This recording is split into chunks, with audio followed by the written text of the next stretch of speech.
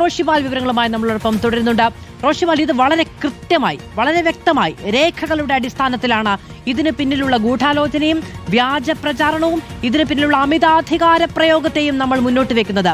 ഇത് ഈ ദിവസത്തെ ഏറ്റവും പ്രധാനപ്പെട്ട വാർത്തയാണ്. അത് നമ്മളുടെ സ്ഥാപനത്തെ എന്നത് സംബന്ധിച്ച് മാത്രമല്ല റോഷിപാൽ, അത് നാളെകളിൽ വാർത്തകൾ എങ്ങനെ നിയന്ത്രിക്കപ്പെടും എന്നതിനോടുള്ള വളരെ കൃത്യമായ ചൂണ്ടിക്കാണിക്കൽ കൂടിയാണ്.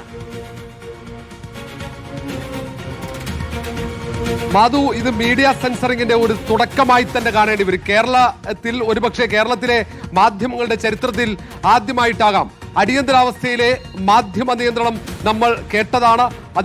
അതിന്റെ സമാനമായ സാഹചര്യത്തിലേക്ക് കേരളത്തിലെ മാധ്യമ പ്രവർത്തനം മാറുന്നതിന്റെ സൂചനയായി ഇതിനെ കാണേണ്ടി വരും. ആരാണോ ഇതിന് പിന്നിൽ എന്നതാണ് ഇനി വ്യക്തമാകേണ്ടത്. അതിന് സർക്കാർ സംവിധാനമാണോ, അത് പോലീസാണോ, അത് മുഖ്യമന്ത്രിയുടെ ഓഫീസാണോ എന്നതൊക്കെ വ്യക്തത വരണം. കാരണം മുഖ്യമന്ത്രിക്കെതിരെയുള്ള വാർത്തകൾ മാത്രമാണ് നീക്കം ചെയ്യുന്നത്. അതുകൊണ്ട് തന്നെ സ്വാഭാവികമായും ഇതിൽ വ്യക്തത വരുത്തേണ്ട ഉത്തരവാദിത്വം സംസ്ഥാന സർക്കാരിനുണ്ട്, മുഖ്യമന്ത്രിക്കുണ്ട്.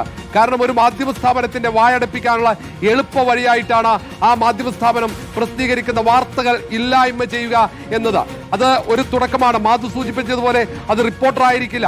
വരും ദിവസങ്ങളിൽ മറ്റ് മാധ്യമ സ്ഥാപനങ്ങളിൽ തങ്ങൾക്ക് ഹിതകരമല്ലാത്ത വാർത്തകൾ വരുമ്പോൾ ആ വാർത്തകളും സാമൂഹ്യ മാധ്യമങ്ങളിൽ നീക്കം ചെയ്യാൻ വേണ്ടിയുള്ള നിർദ്ദേശങ്ങൾ ഇതേ സ്ഥലത്ത് നിന്നും ഒരു തിട്ടൂരമായി വരുമെന്ന് ഉറപ്പാണ്.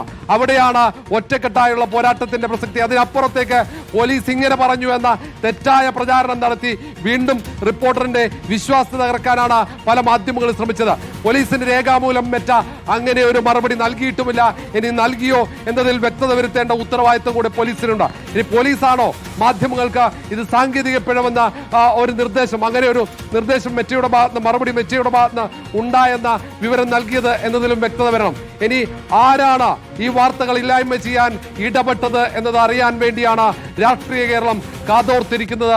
അത് അന്വേഷിച്ച് കണ്ടെത്തേണ്ട ഉത്തരവാദിത്വം കൂടി കേരള പോലീസിനും സംസ്ഥാന സർക്കാരിനുമുണ്ട്. കാരണം മുഖ്യമന്ത്രിക്കെതിരെയുള്ള വാർത്തകൾ മാത്രം അത് റിപ്പോർട്ടർ ഉൾപ്പെടെയുള്ള ചില മാധ്യമ സ്ഥാപനങ്ങളുടെ ഡിജിറ്റൽ പ്ലാറ്റ്ഫോമുകളിൽ നിന്ന് മാത്രമാണ് നീക്കം ചെയ്തത്. എല്ലാ മാധ്യമങ്ങളിലെയും ഡിജിറ്റൽ പ്ലാറ്റ്ഫോമുകളിൽ നിന്നും ഇതുപോലെ വാർത്തകൾ അതേ സമയത്ത് അത് വി.ഡി. സതീശനെതിരെയുള്ള, മുഖ്യമന്ത്രിക്കെതിരെയുള്ള വാർത്തകൾ നീക്കം ചെയ്തിരുന്നെങ്കിൽ ഒരുപക്ഷെ ഇതുപോലെ കേരള സംശയിക്കുമായിരുന്നില്ല. പക്ഷേ ഇത് റിപ്പോർട്ടർ പോലെ ഉള്ള ചില മാധ്യമ സ്ഥാപനങ്ങളിൽ നിന്ന് മാത്രം നീക്കം ചെയ്തു എന്നതാണ് ഏറ്റവും ശ്രദ്ധേയമാകുന്നതും. അതിനുശേഷം പിന്നീട് അത് സാങ്കേതിക പിഴവെന്ന വിശദീകരണം എവിടെ നിന്നാണ് ആ വിവരം പുറത്തേക്ക് എത്തിയത് എന്നതും സംശയാസ്പദമാണ്. ഏതായാലും മുഖ്യമന്ത്രി ഇക്കാര്യത്തിൽ ഒരു വ്യക്തത വരുത്തുമെന്നാണ് പ്രതീക്ഷ. അല്ലെങ്കിൽ മുഖ്യമന്ത്രിയുടെ വിശ്വാസ്യത വീണ്ടും അവിടെ തകരും, മുഖ്യമന്ത്രി സംശയമുനയിലാകും.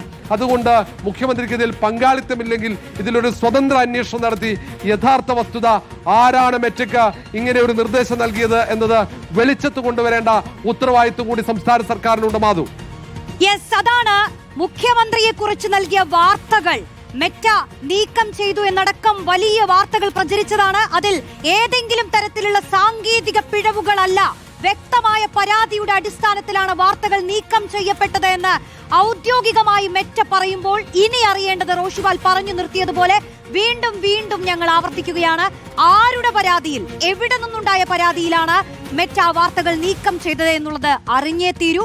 മുഖ്യമന്ത്രിക്ക് ഈ വിഷയത്തിൽ പ്രതികരിക്കേണ്ട ഉത്തരവാദിത്വവുമുണ്ട്.